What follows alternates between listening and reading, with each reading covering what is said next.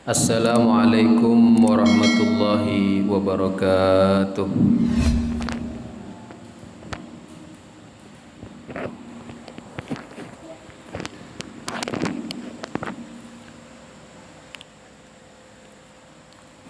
Bismillahirrahmanirrahim. Alhamdulillahi rabbil alamin. Wassalatu wassalamu ala sayyidil anbiya wal mursalin Sayyidina wa maulana Muhammadin wa ala alihi wa sahbihi ajma'in.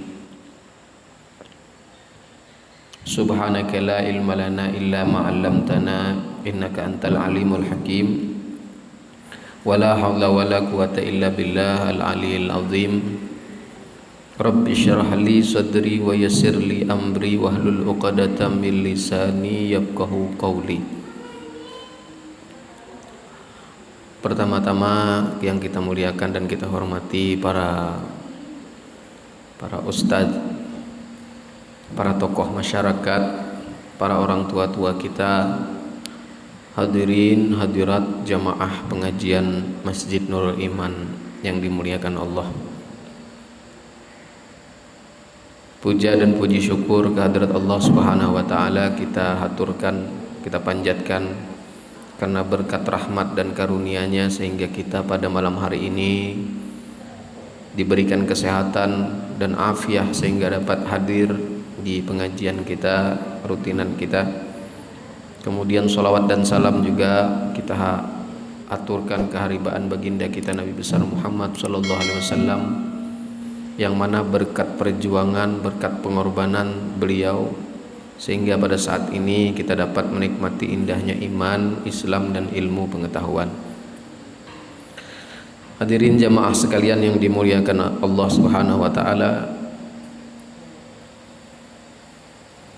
pada pertemuan yang kemarin kita telah membahas tentang nama Allah yang keempat, yang ke-12, ke-14, yang ke-13, yang ke-14 dan yang ke-12, 13, 14. Hari ini kita telah masuk kepada nama Allah yang ke-15, yaitu Al-Ghaffar.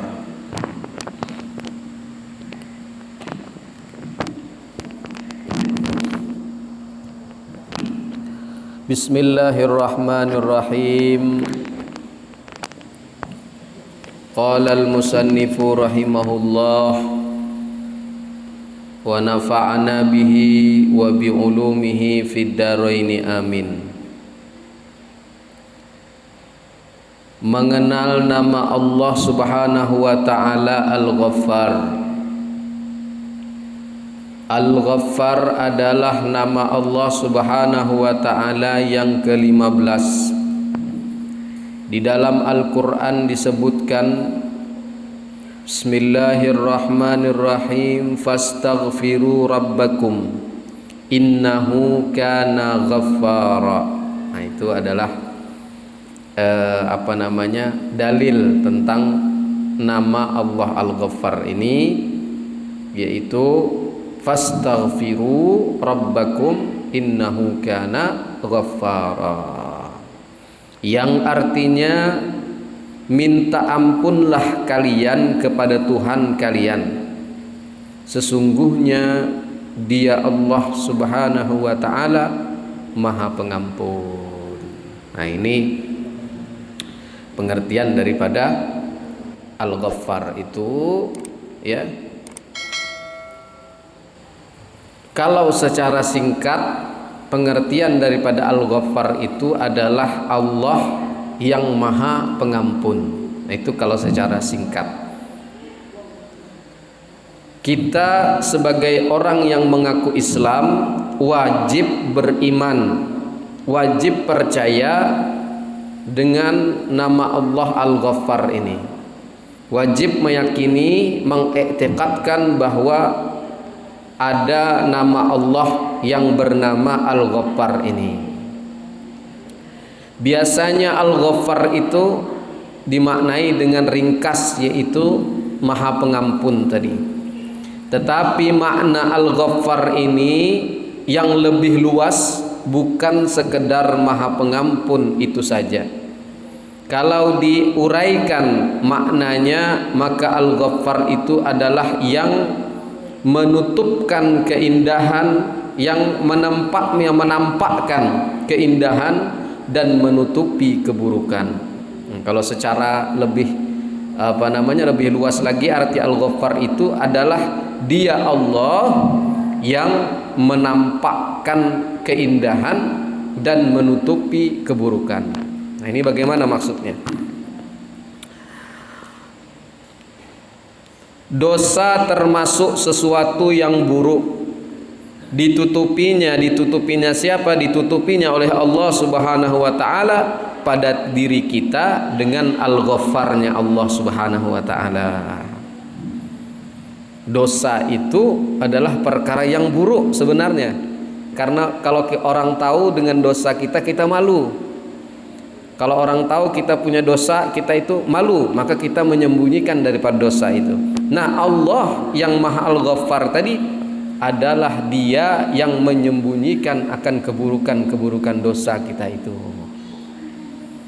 Dia juga menutupi sesuatu yang tidak elok dipandang mata, yang tidak sedap, yang tidak bagus dipandang oleh mata dari diri kita, dan Dia menampakkan sesuatu yang bagus atau yang indah pada pandangan mata. Nah, di dalam tubuh kita ini, Pak, Bu, Allah tutupi yang buruk-buruk. Contoh, di dalam perut ini ada namanya perut perut lilit ya. Ada isi di dalam perut ini, perut lilit, lambung. Itu kalau dinampakkan kepada orang yang lain, jijik kita melihatnya. Ada melihat perut lilit kita, pokoknya semua yang ada di dalam ini kalau dinampakkan maka akan jijik. Nah, Allah adalah Dia Al-Ghaffar yang menutupi yang hal demikian itu. Yang tidak elok ditampak tadi, yang tidak elok dilihat tadi. Dan kemudian Allah itu menampakkan sesuatu yang indahnya saja kepada kita, yang ditutupi oleh kulit, ditutupi oleh wajah. Coba wajah ini kulitnya tidak ada, ya, dagingnya tidak ada, cuman nampak kerangka saja, itu jadi mengerikan, jadi sesuatu yang tidak sedap dipandang mata. Tapi karena Allah tadi Maha Al-Ghaffar tadi, beliau Allah menutupi semuanya dengan kulit, sehingga macam-macam bentuk manusia. Ada yang wajahnya tampan, ada yang cantik dan lain sebagainya. Ini adalah Allah yang bernama Al-Ghaffar itu menutupi sesuatu yang buruk, kemudian menampakkan sesuatu yang baik-baik. Yang tampak dari kita wajah yang indah, wajah yang tampan, dan wajah yang cantik. Ada 3 tutupan Allah Subhanahu wa ta'ala yang ditutupi dalam diri kita, yaitu berkaitan dengan Al-Ghaffar ini. Yang pertama, Allah Subhanahu wa ta'ala menjadikan sesuatu yang tidak baik atau tidak pantas dipandang mata tertutup dengan berada di bagian dalam tubuh kita. Nah, itu Allah Subhanahu wa ta'ala menutupi yang tidak baik dipandang tadi dengan sesuatu yang indah. Itu tadi, ada yang di dalam tubuh kita ini tidak bagus kalau nampak, kayak lambung, perut lilit dan lain sebagainya itu, ya. Itu kalau Allah bukakan tidak bagus, tapi Allah tutupi dengan kulit sehingga tidak tampak yang buruk tadi, yang nampak adalah keindahan-keindahan. Itu yang ada di dalam tubuh kita. Seandainya segala sesuatu yang ada di dalam tubuh seperti usus, darah, otak dan lainnya diletakkan Allah Subhanahu wa ta'ala di luar, maka pandangan tidaklah bagus. Oleh karena itu Allah Subhanahu wa ta'ala bernama Al-Ghaffar, yang semua itu ditutupinya dan Dia letakkan di dalam, sehingga dari luar tubuh seorang tampak yang indah-indahnya saja, ya, cantik dan mempesona. Jadi ini pelajaran juga, tidak boleh sombong kalau misalnya kita dianugerahi oleh Allah Subhanahu wa ta'ala, dikasih ketampanan wajah, Karena hakikatnya sebenarnya setiap hari kita membawa kotoran di dalam perut. Jadi tidak ada yang kita bisa banggakan. Kedua, Allah Subhanahu wa taala menjadikan geritik atau hal-hal yang terbersit di dalam hati manusia yang tidak baik tersimpan di dalam hati, tidak berbekas di luar. Terkadang ada iri di hati, ada dengki, dan ada niat tidak baik kepada orang lain dan lain-lain. Kalau sesuatu itu dibukakan oleh Allah Subhanahu wa taala, orang akan lari, bahkan istri dan anak pun akan menjauh melihat isi hati kita yang tidak baik itu, dan mereka tidak akan mau berteman dengan kita. Dengan namanya Al-Ghaffar, Allah Subhanahu wa taala menutupi semua itu sehingga orang lain tidak tahu.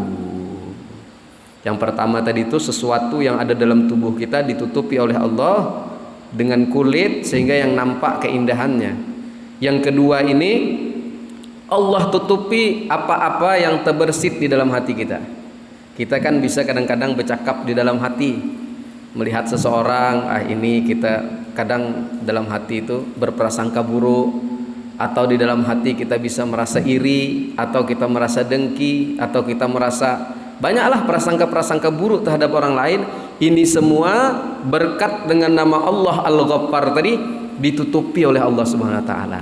Sehingga kalau kita lagi berbicara dengan seseorang, kita tidak tahu apa yang ada di dalam hati seseorang itu. Bisa saja mungkin dia senyum-senyum terhadap kita, tapi di hatinya sebenarnya tidak suka sama kita. Tapi ini semua ditutupi oleh Allah Subhanahu wa taala. Cukup dia saja dengan Allah yang tahu.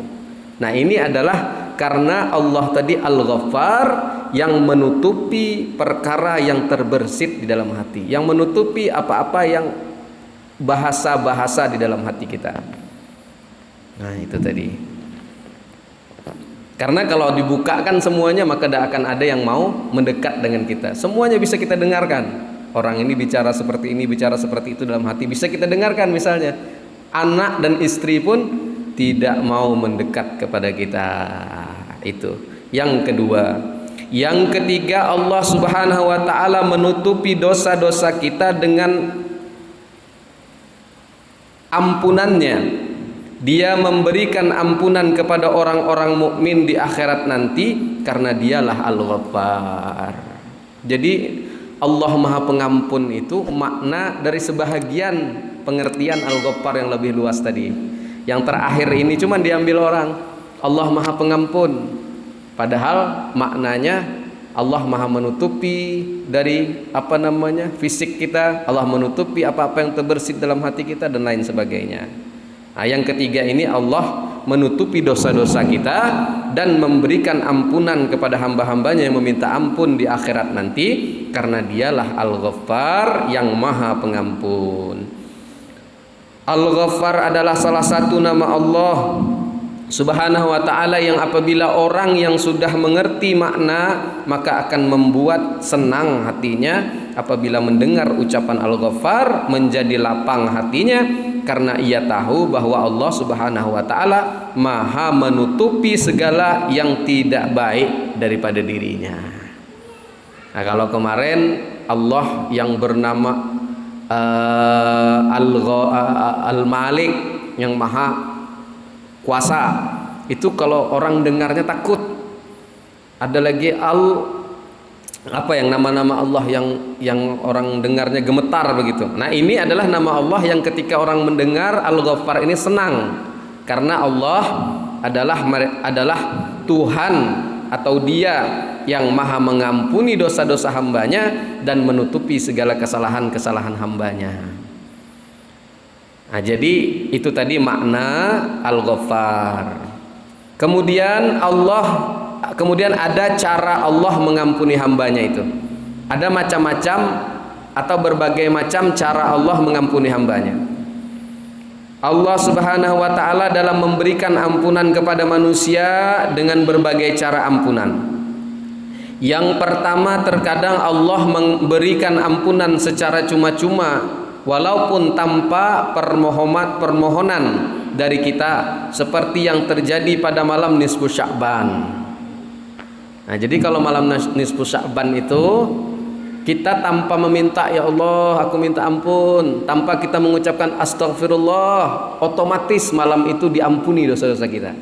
Malam nisfu Sya'ban itu pernah saya ceritakan kemarin pada ketika kita melaksanakan acara nisfu Sya'ban. Dan juga pada Lailatul Qadar, malam Lailatul Qadar, malam bulan Ramadan, itu ada namanya Lailatul Qadar pada malam-malam ganjil. Nah itu juga Allah beri ampunan walaupun kita tidak minta ampun, walaupun kita tidak beristighfar, walaupun kita tidak melakukan amal-amal yang menyebabkan ampunan Allah, otomatis langsung diampuni oleh Allah Subhanahu wa taala pada malam tersebut. Semua orang berhak mendapatkan ampunan tersebut, nisfu Sya'ban dan malam Ramadan tadi, Lailatul Qadar tadi, asal ada syaratnya, asal tidak termasuk di dalam 10 golongan di bawah ini. Jadi ada kecualinya, ada yang diampuni secara otomatis itu asalkan ada 10 macam. Yang pertama adalah siapa yang tidak diampuni oleh Allah pada malam tersebut secara otomatis, yaitu mereka yang mensyirik atau mensyarikatkan sesuatu dengan Allah. Artinya menduakan Allah. Ya, misal kita ada mempercayai benda cincin, misalnya cincin yang apa tuh? Apa namanya tuh? Cincin apa? Ya, cincin batu tuh, ya. Itu kalau kita percayai bisa mengandung kekuatan, bisa menarik apa segala macam begitu kan? Kalau kita percayai tok itu dari batu itu, maka syirik kita. Tapi kalau kita yakini cincin itu bisa menyebabkan kaya, bisa menyebabkan orang itu mendapatkan kebahagiaan rumah tangga berkat cincin itu, wasilah cincin itu. Wasilah itu perantara cincin itu, maka tidak syirik namanya. Tapi kalau kita percaya sepenuhnya dengan cincin tadi yang menyebabkan kita bisa kaya dan lain sebagainya, itu syirik namanya. Tapi kalau kita memakai cincin itu, berkat cincin itu kita bisa menjadi kaya dan lain sebagainya, itu boleh, tidak apa-apa, tidak mensyirikkan Allah namanya. Nah, ada pula nanti tulisan ditulis di kertas, kemudian disimpan, dijadikan jimat, ini bisa menarik rezeki dan lain sebagainya, itu boleh, dia tidak syirik, asalkan iktikad kita, keyakinan kita bahwa itu hanya perantara saja, syariatnya saja. Tapi tetap yang mengkayakan, memberikan sesuatu itu tetap Allah Subhanahu wa taala. Nah, jadi begitu. Itu syirik namanya. Atau menyembah selain Allah, nah itu sudah keluar. Nah, itu tidak diampuni pada malam Lailatul Qadar atau nisfu Sya'ban. Yang kedua, suka minum minuman keras atau khamar. Ini orang yang suka minum khamar, dia tidak tobat kepada Allah pada malam Lailatul Qadar dan nisfu Sya'ban, itu tidak bisa secara otomatis diampuni oleh Allah Subhanahu wa taala. Maka dia harus bertobat dulu daripada minum minuman keras tersebut. Yang ketiga, durhaka terhadap orang tua. Durhaka terhadap orang tua dengan bapak, dengan ibu, nah itu juga tidak bisa diampuni secara otomatis, kecuali dia sudah minta ampun, minta maaf kepada orang tuanya. Misal malam ini nisfu Sya'ban, dia sadar tadi siang, pagi tadi, oh aku dulu pernah berbuat seperti ini sama orang tua, pernah berbuat seperti ini. Langsung dia pagi itu minta ampun, minta maaf kepada ibunya, malam itu dia bisa mendapatkan ampunan. Atau dia tadi minum khamar, senangnya pas jam 4 sore pada asar dia teringat dan dia bertobat pada hari itu, malamnya dia bisa mendapatkan ampunan Allah Subhanahu wa taala. Yang keempat yang tidak bisa diampuni itu pada malam itu adalah memutuskan hubungan keluarga. Nah, memutuskan hubungan keluarga, dia ada punya keponakan atau punya sepupu, punya adik dan lain sebagainya, diputuskannya hubungan tadi, dan sampai malam itu dia belum lagi menyambung, masih putus, maka tidak bisa diampuni secara otomatis yang demikian itu. Yang kelima, berbantah-bantahan dalam urusan dunia, berdebat masalah urusan dunia, bukan masalah agama tapi masalah dunia. Bisa masalah harta, bisa masalah jabatan, bisa masalah perkara-perkara dunia banyak, ya. Berdebat dia situ, belum damai lagi masih berdebat, maka pada malamnya tidak bisa diampuni oleh Allah Subhanahu wa taala secara otomatis. Kemudian yang keenam, perempuan yang menjual dirinya. Kalau dia belum bertobat, seorang pelacur, dia tidak akan bisa diampuni oleh Allah Subhanahu wa taala secara otomatis. Yang ketujuh, orang yang terus-menerus melakukan riba. Pinjam 1 juta, pulangnya 1.200.000 misalnya. Nah, ini yang 200-nya jadi riba. Nah, mereka yang senang seperti ini, maka yang meminjamkan itu, maka belum bisa diampuni oleh Allah Subhanahu wa taala. Atau orang yang terus-menerus melakukan zina. Dia tidak mau nikah tapi berzinah jalan terus misalnya. Nah, ini juga tidak bisa diampuni. Yang ke-9, tukang sihir atau orang yang mendatanginya. Orang yang suka sihir, yang suka mengirimkan santet, teluh, tenung dan lain sebagainya, dan orang yang datang minta bantuan kepadanya.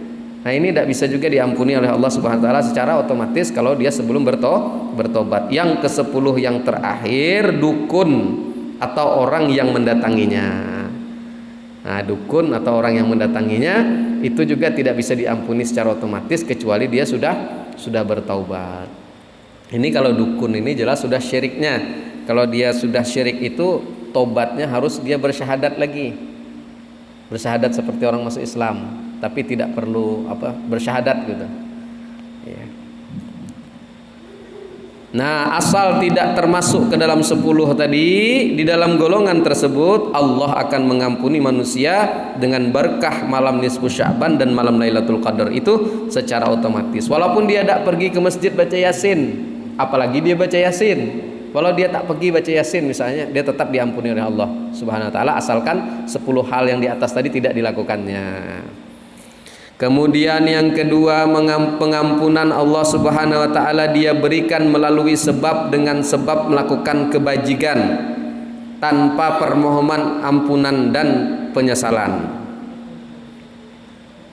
Dengan berbuat kebajikan Allah Subhanahu wa taala bisa mengampuni dosa-dosa kita. Yang tadi tidak melakukan apa-apa, pas kebetulan malam itu bisa diampuni secara langsung oleh Allah Subhanahu wa taala. Kalau ini dia melakukan sesuatu sebabnya, melakukan amal inikah, melakukan ibadah inikah, gara-gara melakukan itu diampuni dosanya. Tapi dia tidak meminta ampun kepada Allah, tidak mengucapkan istighfar, tidak meminta ampun kepada Allah, tidak. Cuma melakukan amal ibadah tertentu, dia langsung diampuni dosanya oleh Allah Subhanahu wa taala. Di zaman Rasulullah SAW ada seorang sahabat ini bernama Abu Yusuf. Abu Yusuf ini kerjanya jual korma. Jual korma, kalau di Arab itu kan makanannya tuh korma. Jadi di pasar itu dia jual korma. Ketika jual korma itu sedang menjual korma, ada perempuan datang pembeli.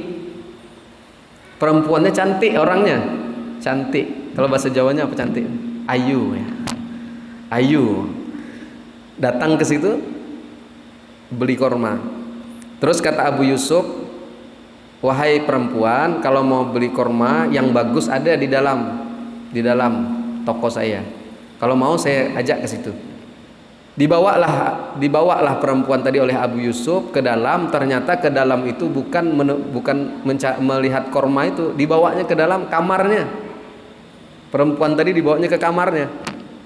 Pas di kamarnya tadi tuh Abu Yusuf tadi tuh ya sudah tergoda setan ya. Dia melihat perempuan tadi, dipeluknya perempuan tadi, dipeluk dan diciumnya. Cuman dia tidak melakukan zina, cuman dipeluk sama diciumnya dalam riwayat itu. Ketika itu pulanglah perempuan tadi. Dan Abu Yusuf setelah perempuan pulang tadi tersadar, dia merasa bersalah. Kemudian dia datang kepada Sayyidina Abu Bakar Siddiq. Kepada Abu Bakar Siddiq dia bertanya, wahai Abu Bakar, aku telah melakukan ini, macam mana caranya supaya aku mendapatkan ampunan Allah Subhanahu wa taala? Kata Abu Bakar Siddiq, kau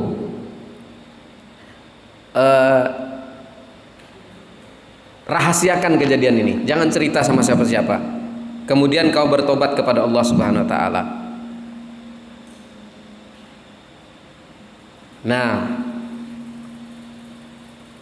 tidak puas tadi itu, tidak puas Abu Yusuf tadi, ya. Datang lagi ke Umar bin Al-Khattab, sahabat Nabi yang bernama Umar bin Al-Khattab. Kemudian minta nasihat lagi dia, wahai Umar, aku melakukan ini, bagaimana? Sama Sayyidina Umar bin Al-Khattab mengatakan, kau wahai Abu Yusuf, rahasiakan perihal ini, jangan diceritakan ke siapa-siapa, minta ampunlah kepada Allah Subhanahu wa taala. Tidak puas juga dia, Abu Yusuf tadi belum puas. Akhirnya datang kepada Rasulullah sallallahu alaihi wasallam. Lalu Rasulullah SAW mendengar hal itu langsung marah. Rasulullah mendengar Abu Yusuf melakukan itu tadi, langsung marah Rasulullah. Apa kata Rasulullah? Wahai Abu Yusuf, engkau telah khianat kepada orang yang fi sabilillah. Ternyata yang perempuan ini tadi, suaminya sedang berperang melawan orang kafir, fi sabilillah, berperang di jalan Allah SWT. Suami perempuan tadi. Nah, setelah itu kemudian Rasulullah SAW menunduk. Setelah Rasulullah marah mengatakan kepada Abu Yusuf tadi itu, kamu ini khianat katanya. Tahu tidak itu suaminya sedang berperang di jalan Allah, membela agama Allah. Kemudian setelah itu Rasulullah menunduk. Akhirnya turun wahyu kepada Rasulullah, ayat yang berbunyi, Bismillahirrahmanirrahim, wa aqimis shalah tarafain nahar wa zulufam minal lail innal hasanati yudhibna sayyiat.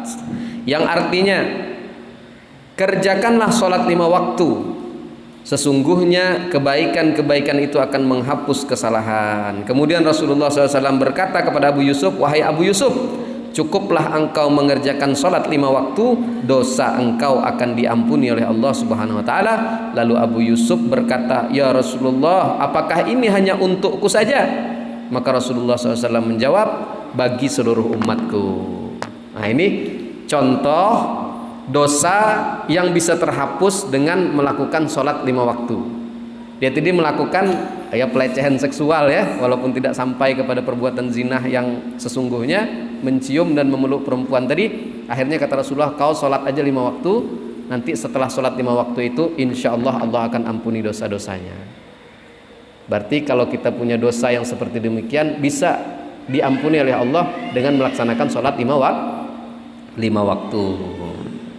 Nah, ini adalah cara pengampunan dosa dari Allah Subhanahu wa taala tanpa melalui minta ampun. Dia tidak minta ampun, cuma melaksanakan sholat 5 waktu langsung diampuni oleh Allah Subhanahu wa taala.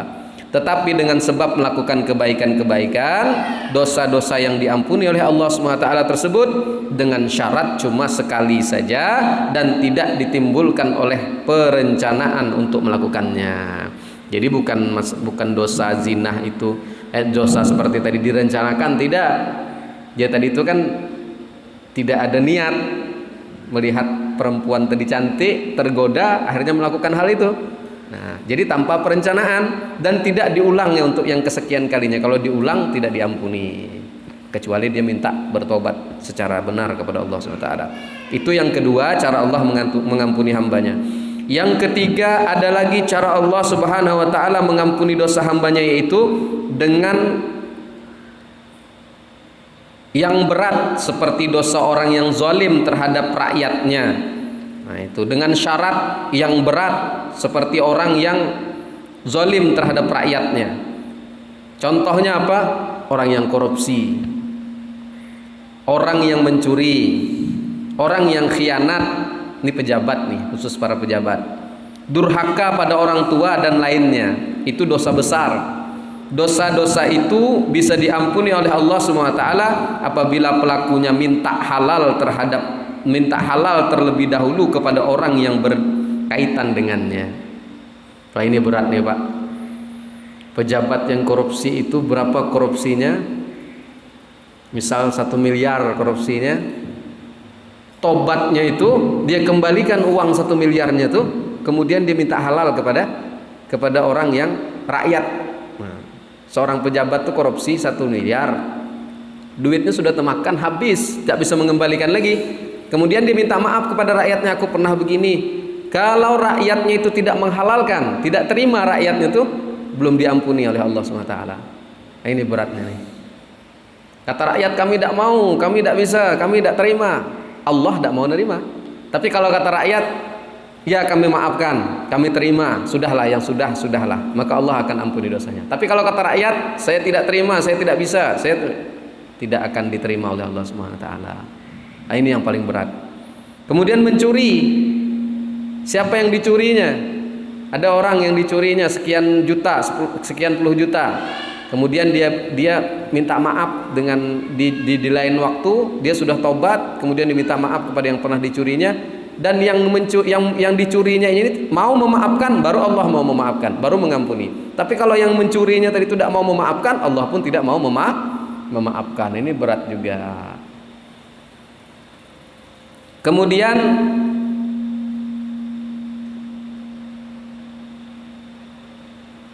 dosa durhaka kepada kedua orang tua. Khianat ini diberi amanah, tapi dia tidak melaksanakan amanah tersebut. Nah, khianat namanya.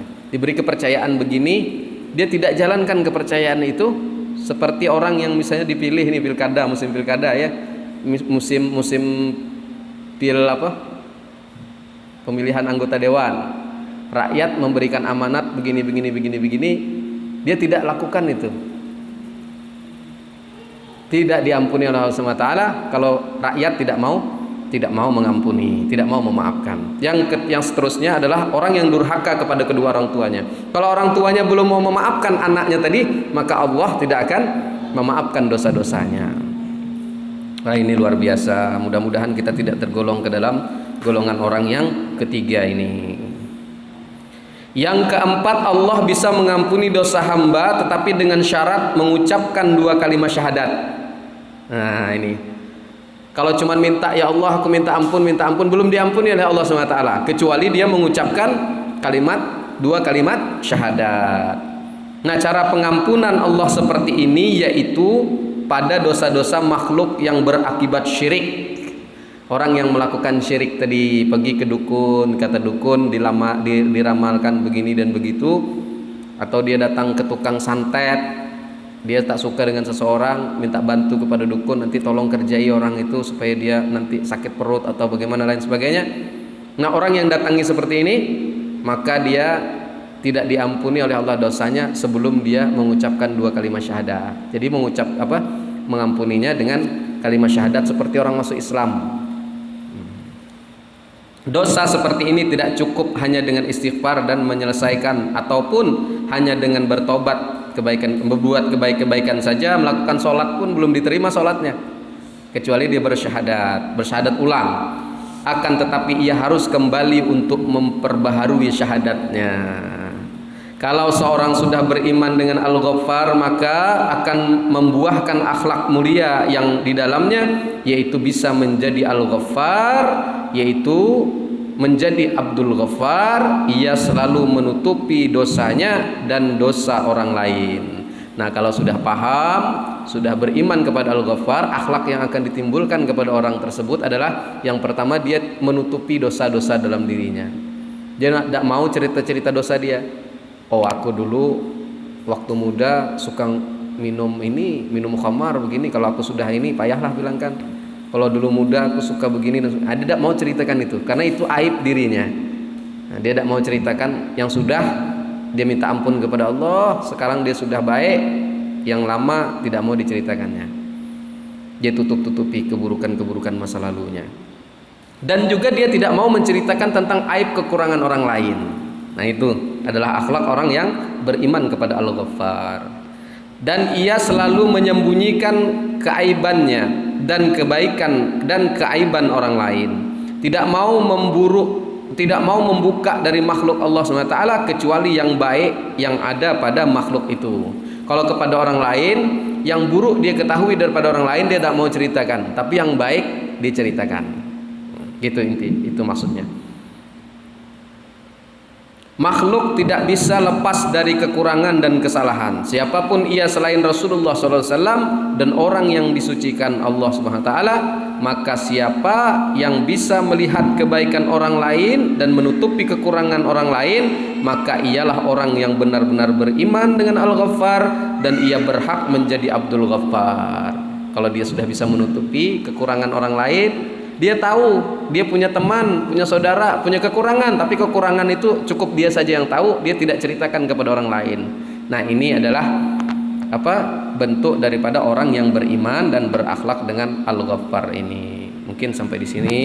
Wallahu a'lam bishawab. Insyaallah pada pertemuan yang akan datang, yaitu Al-Qahhar, ya, nama Allah yang ke-16.